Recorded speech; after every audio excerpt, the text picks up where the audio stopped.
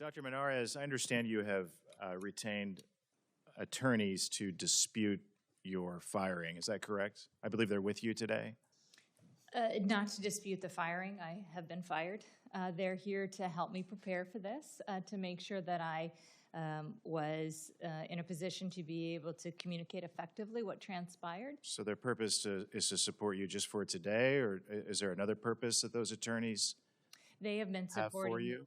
They have been supporting me since knowing that there was so much complexity associated with what happened. I'm curious, did Mark Zaid connect with you, or did you reach out to him? I believe How did you connect with him? I was given his contact information. He didn't contact you?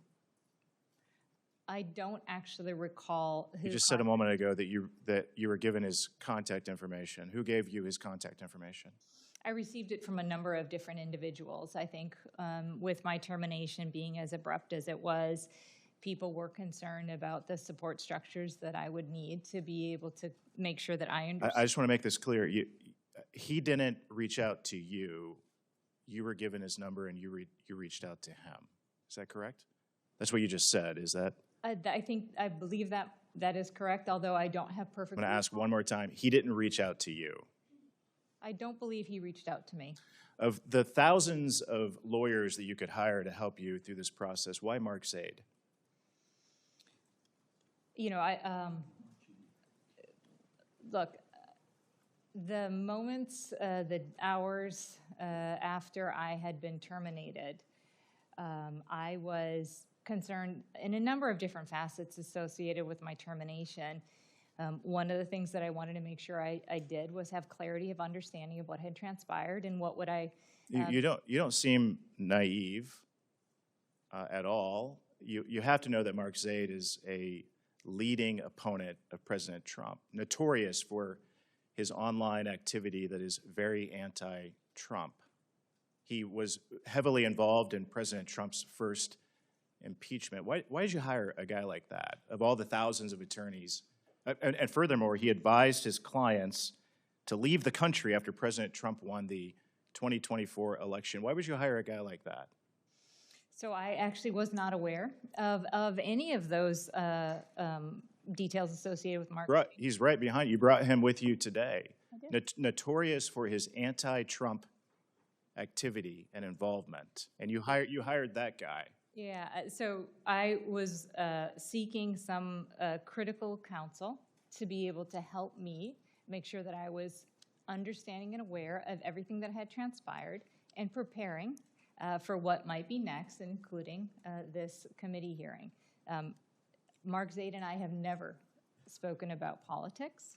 I never asked him about his politics. He has never asked me about my politics. He is a well-credentialed counsel. So you're claiming to be naive about Mark Zaid's political activity as he sits behind you, advising you for this hearing. I have not and helping you through this process. I have not had any discussions with Mr. Zaid associated with his politics. That's astonishing. Doctor, during your confirmation hearing, you testified about your priorities to, quote, support President Trump and Secretary Kennedy's vision of a healthier America.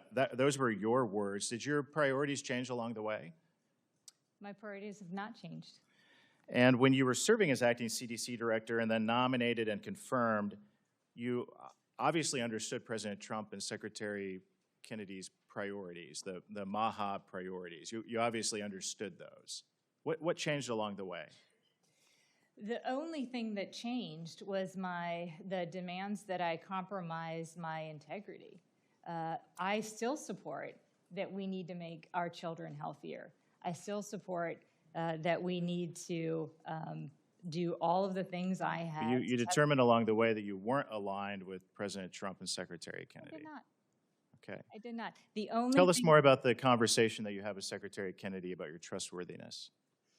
Yep, he had become, so three things had happened. And you denied to Senator Tuberville that you yourself told Secretary Kennedy that you are untrustworthy.